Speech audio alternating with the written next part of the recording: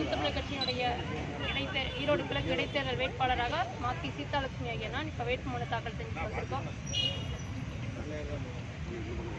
இந்த 60 ஆண்டு கால திராவிட ஆட்சியில் ஒரு பெரும் மாற்றத்தை இந்த தமிழர் மண் ஈரோட்டு மண் சந்திக்க இருக்கு. உலகத்துக்கே சோறு போட்ட விவசாயி, மானத்தை காக்கின்ற ஆடையை நெய்த நெசவாளன் இந்த ஈரோட்டு மண்ணில் இன்றைக்கு அந்த வாழ்வாதாரத்தை விட்டு போகக்கூடிய நிலைக்கு தள்ளப்பட்டதுக்கு காரணம் இந்த திராவிட ஆட்சி தான். அது குறிப்பாக திமுக ஆட்சி தான். இப்போ என்னன்னா, அரசியல் என்பது முழுக்க முழுக்க மக்களுக்கு செய்கின்ற சேவை என்று தான் அண்ணன் சீமான் அவர்கள் நாம் தமிழர் களத்தில் என்னை வேட்பாளராக நிறுத்தியிருக்காங்க. இதுவரைக்கும் ஆண்ட கட்சிகள், திராவிட கட்சிகள் அவர்களுடைய சுயநலத்திற்காக இந்த பதவியை பயன்படுத்துறதுனால மக்கள் ரொம்ப சீரழிஞ்சு போயிருக்காங்க. இந்த மண்ணினுடைய சிக்கல் இன்னும் தீர்க்கப்படவே இல்லை. முதல்ல சட்டமன்ற உறுப்பினர் அப்படின்னா என்ன அப்படின்னா, இந்த மண்ணினுடைய சிக்கலை, மக்களினுடைய தேவையை எடுத்து சென்று சட்டமன்றத்திலே சட்டமாக இயற்றி அதை நடைமுறைப்படுத்த செய்வதுதான். இதுவரைக்கும் செய்தார்களா என்றால் இல்லை. நான் அந்த வேலையை செய்ய வந்தவள் தான். எனக்கு இந்த மண்ணினுடைய சிக்கல் தெரியும், மக்களினுடைய தேவையும் தெரியும். 13 ஆண்டுகளாக இந்த மண்ணில் ஆசிரியர் பணி செய்தவள். அது மட்டும் இல்லாமல் இன்னைக்கு கேபிள் ஆபரேட்டர்கள் வீடு வீடாக போய் செஞ்சுட்டு இருக்கிற பணியை செஞ்சுற கேபிள் ஆபரேட்டராக இருக்கேன்.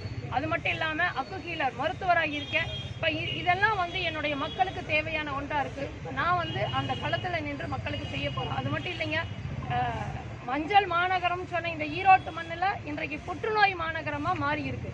காளிங்கராயன் ஒரு மேட்டாங்காட்டில் நெல் விளையிலங்கிற ஒரு சின்ன சிந்தனையில் காளிங்கராயன் வாய்க்காலையே பண்ணாங்க. ஆனால் இன்னைக்கு அந்த வாய்க்காலுடைய நிலைமை எப்படி இருக்குது இந்த திமுக ஆட்சியில் அப்படின்னா, கோழி கழிவுகள் மிதந்துட்டு போகுது.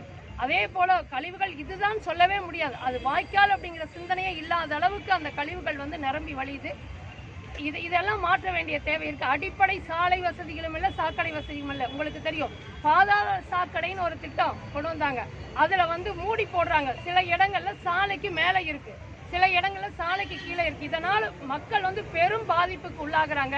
ஆனால் இந்த திமுக அரசு என்ன பண்ணுதுன்னா, நடக்கவே இடம் இல்லாத இடத்துல நடைபாதை போட்டு வைக்கிறாங்க. தேவையே இல்லாத இடத்துல தேவைகளை இங்க செய்யறதே கிடையாது.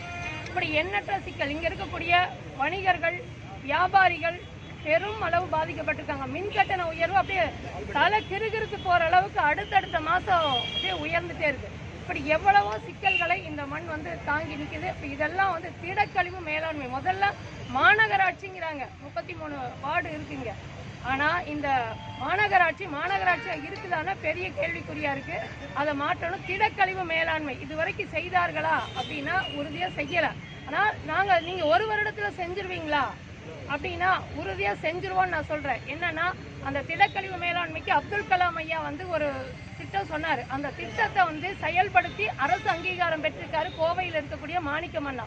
இப்போ அவர்களை சந்தித்து அந்த செயல் திட்டத்தை அண்ணன் சீமான் அவர்களோடு முடிவு செய்து அவர்கள் வழிகாட்டுதல் படி அதை நீங்கள் செயல்படுத்த போகிற உறுதியாக என்னால் செய்ய முடியும். இதற்கு உங்களுக்கு இப்போ இருக்கக்கூடிய திமுக அரசு தொகை ஒதுக்குமா, நிதி ஒதுக்குமா என்றால் ஒதுக்கவில்லை என்றாலும் என்னால் செய்ய முடியுங்கிற நம்பிக்கை கொடுக்கிற.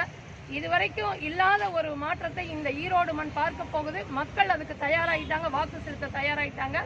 அதில் இந்த இடத்துலயே நான் அந்த மக்களுக்கு என்னுடைய அன்பு மக்களுக்கு நன்றியும் தெரிவிச்சுக்கிறேன்.